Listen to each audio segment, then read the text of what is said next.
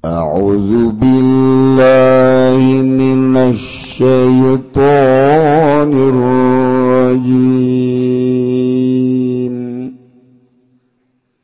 Bismillahirrahmanirrahim. Ia pertanyaan,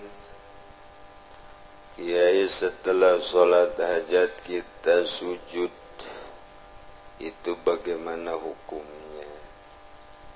Sujud mantes sholat hajat ulah sambarangan, termasuk mantes sholat fardu.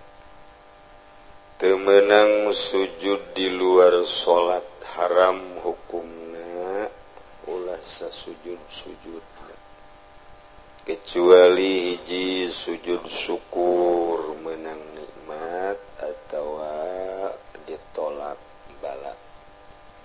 Kedua sujud tilawat, urang maca Quran patali jeung ayat sajadah, maka disunahkeun sujud. Menang nikmat sujud syukur, tertolak cobaan atau balai sujud syukur kene beunang. Datang sujud bae ulah haram, sujud di luar salat.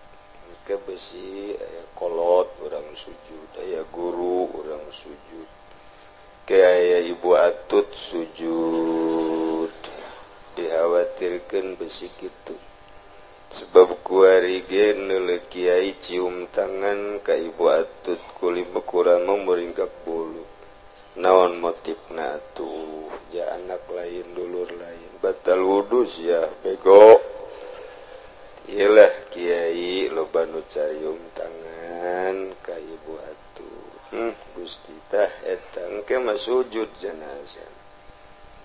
Bisa sujud ke presiden, ke kiai ge ulah sujud, ke wali ulah sujud, ulah biasa bae. Sasalaman sakumaha diatur ku junjunan alam Kangjeng Nabi urang, Kangjeng Nabi Muhammad sallallahu alaihi wasallam, cek Kangjeng Nabi tasafahu baina rijalikum atawa tasafahu baina akhwaikum. Sasalaman maraneh kabeh sebagai simbolis zahirna eueuh patula patali pakuat pakaitna. Sasalaman naranjeun kabeh antara dulur naranjeun kabeh, tapi wala tusafihu ulah sasalaman naranjeun lamun antara dua manusia beda mahram, ka awewe ulah sasalaman, kecuali pemajikan urang ka urang ge batal wudu. Anak ai ka ibu konde mah tuh kira-kira sakadar dibere sekupi jeung mio, insyaallah Singarade moal kebal hirup di dunia besi rubah hate urangnya hiji ulah sasujud-sujudna kecuali di jero salat. Urang salat hajat sujud terakhir ku urang dililakeun ngadua ka Gusti Allah minta mangga. Di jero tahajud ke sujud terakhir urang lilakeun bae Allahumma zawijni ya Allah.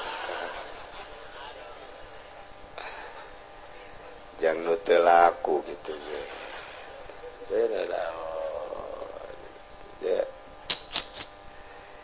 Jadi di luar salat mah sing hade ulah lain sujud syukur, lain sujud tilawah, ulah sasujud-sujudna besi aya nu mere urang picin.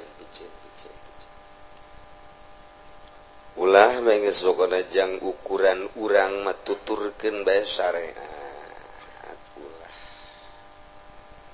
Kiai sok aya nu sujud nya namanya ilmuna praktek dan motif kecuali tadi syukuran atau sujud tilawah. Wallahu a'lam bishawab.